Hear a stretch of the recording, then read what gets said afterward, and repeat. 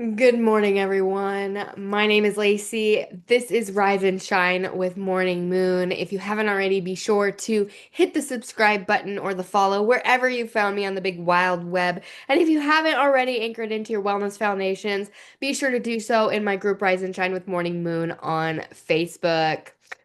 I want to get into something a little spicy this morning because, come on. What is actually going on in our world and specifically in our country, the United States. I'm out here by Seattle. We had some stuff going on in Seattle and Spokane yesterday, and things are heating up again, reminding me a little bit of the summer of love in 2020. How could we forget everybody lighting our beautiful Emerald City on fire and Portland out here in the Pacific Northwest? It's getting a little wild out there. And if you know me outside of this show, you know that I am incredibly outspoken when it comes to my belief systems. And if you don't know me outside this show, well then buckle in, buckaroo, because I don't, as you already know, I like to keep things real. I tell things as it is. I tell the things like I see it. I tell the truth and the truth, not my truth. Try to stick to the facts and the truth as I understand them, but I don't choose my truth. And in this world, and particularly in our country, we're expected to pick a side, just to shut your mouth and toe the line and listen to the narrative like a good little follower, like a good little student. They teach us to live this way since elementary school that we just need to sit down and shut up, right?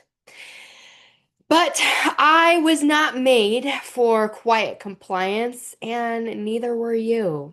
We were made in the divine design, and there's a calling on our life, and we need to call things out when they are bullshit.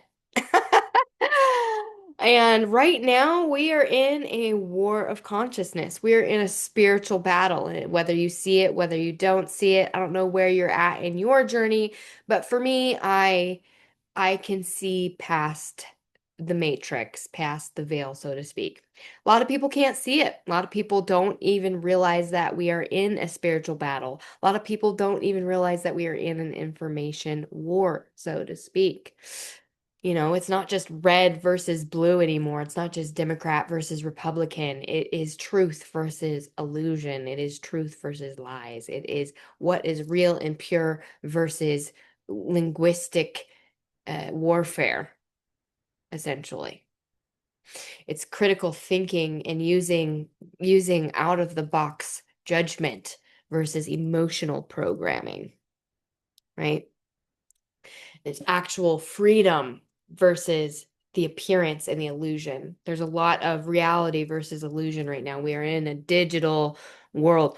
My entire business is where digital meets reality. If you could see right here, this is me, but my background is digital. So the whole thing is about duality. The whole message, if you haven't already caught the symbolism, is about living in a digital reality, but staying real and being true, and how we can walk the line and live in true love and light. There's a lot of talk of love and light and acceptance and um, how to bring peace to the world. But it's a lot of what is spun, the narrative is an illusion. And I say that with a lot of love. I'm not saying that out of arrogance. I'm saying this as someone who used to be sitting on the other side of the fence. I'm saying this as someone who used to be out in the streets with my little pink hat, marching and posting and standing up against pipelines, all that sort of thing, and the 1% and standing against Wall Street. I led the march against Monsanto, and I was under the belief that I was standing for something righteous, when really for most of the stances I was taking, I was taking this stance of the culture, and I was being spoon-fed a narrative, and I started to wake up to that once Trump was running for office because I saw how people were treating him. And I just saw a shift in the narrative and I could see through that. And, I thought I thought I was fighting the system at the time, but I was really just another piece of the propaganda parade. And it took 2020 for me to realize that because having gone from promoting naturopathic medicine and leading the march against Monsanto, um, and being all for natural living and living a sovereign life and keeping my body healthy and free of chemical toxins. 2020 really was the plot twist because everything changed, everything shifted. I came out and I questioned the narrative and I questioned everything. I questioned why we were taking the response we did. And I questioned why we were needing to shut everything down, why we were needing to have these experimental things happen and the censorship, all the things. And I was labeled by my own family, by my own friends, by my colleagues, by people that I knew and loved my whole life. I was labeled dangerous, selfish, crazy, a lunatic. I was ousted from my group of friends. I was totally just banned from the people that I knew and loved because I took a different. I actually didn't even take a different stance. My I I kept my opinion the same the entire time as far as health and wellness went. I never changed. I was consistent. I was consistent with my belief system. And my belief system was always that my body is sovereign and I'm not going to upset the balance with any sort of foreign invader. And that is, anything that's not well researched. I'm not going to put that in my body. And I've always been that way. And the people who stood behind me turned against me, you know? And I watched the health freedom people fold. I watched all of the naturopathic physicians, give up their better judgment so that they could comply with the narrative and the political standing that their colleagues believed in. And if they didn't go with the narrative, they weren't brave enough to speak up because they were afraid of losing their jobs, they were afraid of losing their friend groups, they were afraid of losing their credentials. They were just afraid, period. And I watched food activists, people I'd followed for years, start to promote chemical cocktails that can elicit a autoimmune response. I watched people that call themselves inclusive silence me because I didn't want to comply and silence my friends. I was completely shocked. And this was my wake up call. This was my wake up call to reality. The hypocrisy of 2020 and the lack of critical thought that happened during that time and the conformity that happened during that time. It was staggering. And the time that we are living through from now, from 2020 until now, it's spiritual warfare. It's not just politics. It's not just the circus. It's psychological. It's spiritual. It's strategic. This was planned. They want us to be fighting. These are mind games wrapped up in marketing. And most people are too busy scrolling to even notice that they are being played. Why are you playing the game and why do you expect other people to play the game? But I didn't come here to rant. I came here for a good word as I attempt to come every Monday through Friday. And I came here to remind you to hold your peace, even when it feels like the world has lost its mind, and even when it feels like everybody's against you. and to hold on to that love. Hold on to the love for the people that don't see it. Because not everyone's ready to see it. You can't force somebody out of a trance. You can't force somebody to participate if they're pretending to be asleep. They've got to really feel it in their bones. They have to have a response that's illicit inside of themselves. And usually, unfortunately, that is through pain, loss, betrayal, change. That is the moment that the awakening comes. That is the moment where we are those who pretend to be asleep and those who are asleep start to wake up and open their eyes. And those of us who already see it, we don't need to say, I told you so. We don't need to hold that over their heads as though we have the secret and they do not know.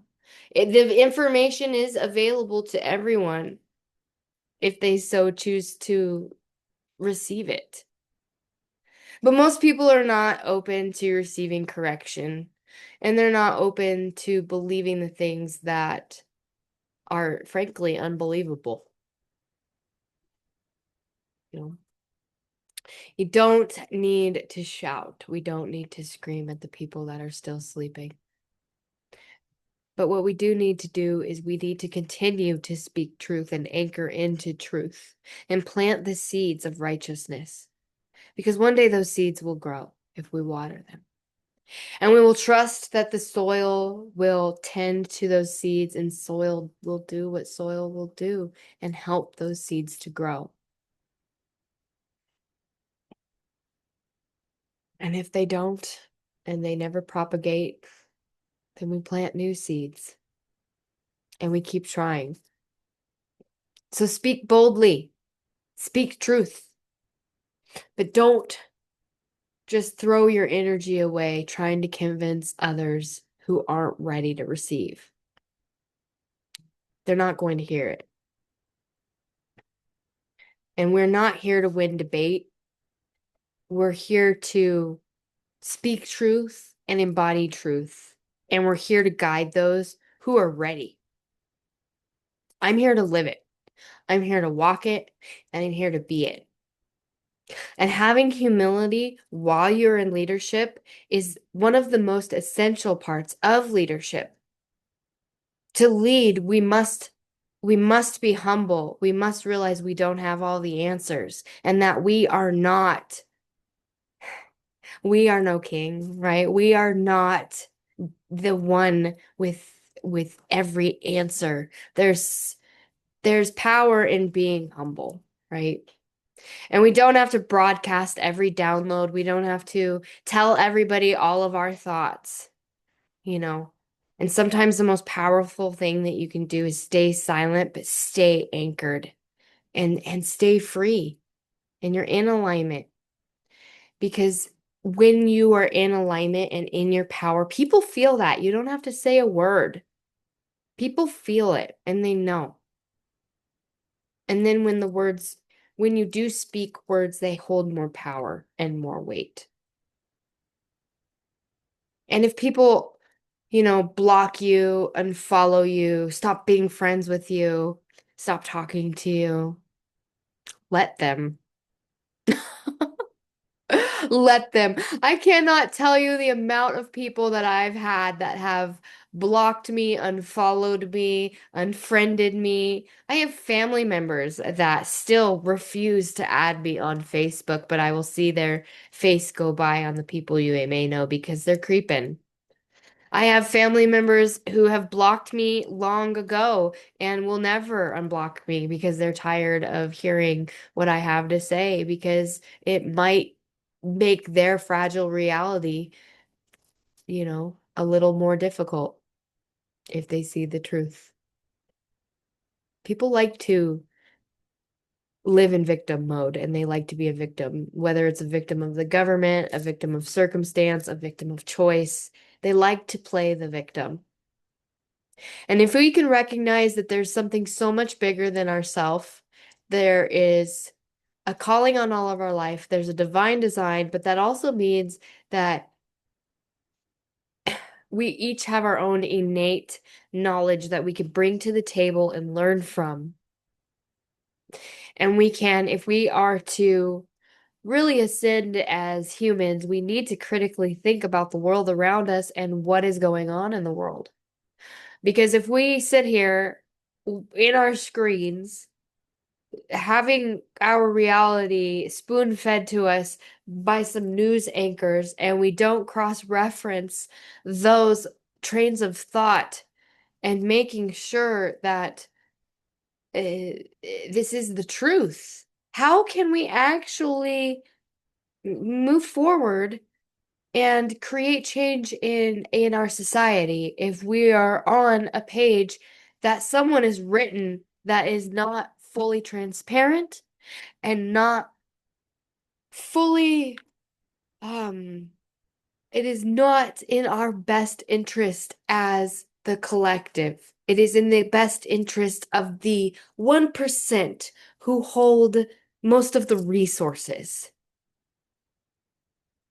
And they'll do anything to keep that. And little people like us who know that, they don't want us around. So they don't want the population to know about these things. And so how as a collective can we come together and understand that in a way that doesn't turn us into victims of circumstance and of this greater narrative, right? We don't want to stay comfortable in this illusion. We're not meant to dilute ourselves so that we can have comfort. Although I will say that a level of comfort is growth because as we lift weights, say, think about it in weightlifting terms of going to the gym, in order to actually have your muscles be strengthened and to grow muscle, you have to have rest periods. And so you have to lay down your sword, so to speak. You have to rest and let go. And so there's some part of growth that requires us to let go and to rest and to be comfortable. And that's what comfort is. But there's also the work that we have to put in. And again, that's the duality of life. Duality. As above, so below. Take a little, give a little. It's all in that sweet spot of life. That's the essence of what humanity really is supposed to be all about. We were made to evolve. We were made to rise. We were made to shine. We were made to speak, to tell stories, to to share revelations, to reach the stars, so to speak. God did not create us to oppress each other, but we have a choice. And we can either choose to stay silent when we see injustices and conform to the narrative, or we can use our critical thinking skills and question everything. And in that questioning, come to new conclusions that maybe, oh well, maybe I was incorrect in my thinking previously, and that's okay. That doesn't mean anything about me. It just means that I am learning and growing and doing exactly what I'm supposed to do.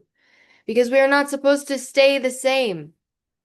We're supposed to learn and grow. I have been like at least 20 different people in my lifetime. I mean, different versions of myself. If I was the same as I was when I was 20 right now, oh my gosh, I can't even imagine. And sometimes I encounter peers and friends and people I love that they are still the same as we were in our 20s. Still have the same posters on their walls, still listen to the same music, still hanging out with the same people, still going to the same parties. Life is so much more than that. So embrace it. Change your mind about something. Become someone new. It's okay. So if you're rattling people in your life and you are upsetting the balance and people are like, you've changed. What's wrong with you? You know, that's good. That's a good sign because we are supposed to. And if people don't agree with you politically, who cares? So what? And if they cut you out of their life because they disagree with you politically, good riddance. That is lower level thinking. That is a victim mentality. I personally do not want to be surrounded by people who are victims of circumstance and victim of themselves. It's not the vibe. So if you are in conflict with people you love over political division and differences, here is your invitation to love them anyways, even when they don't get it. And to not try to convince them and to not try to, show them your side, but skillfully and willfully and lovingly hold the line, even when they don't understand. You know, I do not just agree with people for sake of agreeing with people. I do not just go, okay, yeah, you're right. If I disagree, but I'm not going to attack them either. I will lovingly find a place in the middle to connect upon and say, okay, I can understand where you're coming from here. However, this is how I see it. If you don't see it that way, that's all right. We still have other things in common that we can connect over. And perhaps if our conversations get too volatile and you get resentful towards me, go into victim mode because my thoughts process is different, then perhaps we don't need to talk about politics or religion or whatever, right? And that's a mature way to go about having a disagreement.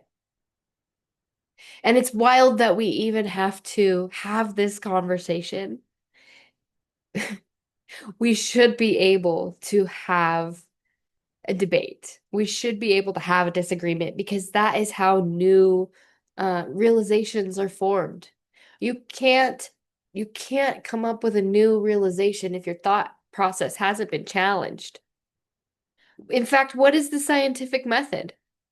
But a theory with a challenge and an outcome.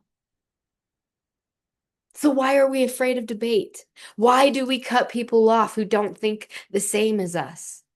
What is that all about? It's about being a victim. It's about wanting to be the star of the show and always being right. And then when you realize that maybe you were incorrect, acting like you've been hurt.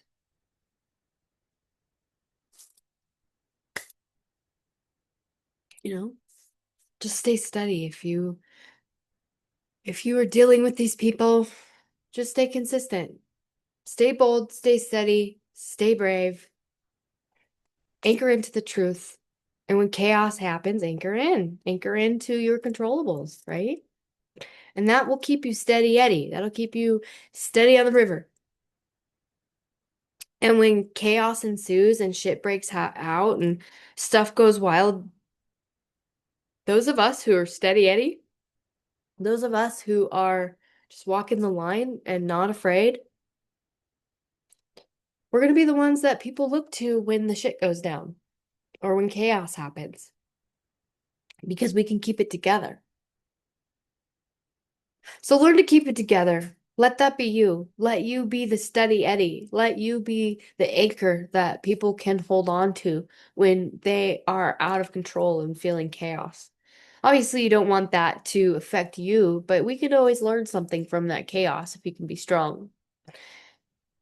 The worst can happen to you, but you don't have to be a victim, especially when it comes to political debate. Let's be more mature than that. So grow some grit. Stay anchored, stay bold. To those of you out there who watch me who are bold and unashamed, God bless you. We need more people like you. And those of you who haven't yet found your boldness, keep working on it. Practice. Practice talking with people that you disagree with, and then holding the love and intention and still being friends. I can walk with anybody. As long as they're not hurting children or animals, we can have a good time. Other than that, if they're hurting children and animals, off to the wood chipper. We're done. So I hope that you have a wonderful, wonderful Thursday and stay anchored, stay bold. I will see you tomorrow. Go play in the sunshine. But just be be brave, guys. Be brave and be open and be real love. Real love doesn't block people when you feel uncomfortable. Unless people are hurting children and animals, there's no reason to cut people out of your life. Unless they're like be, absolutely volatile. But to cut people out of your life over politics and because you don't like a post is really narcissistic, and it's a sign of someone who likes to live in a fantasy world in victim mode. So don't be that person. And have a wonderful day. Rise and shine. Ciao.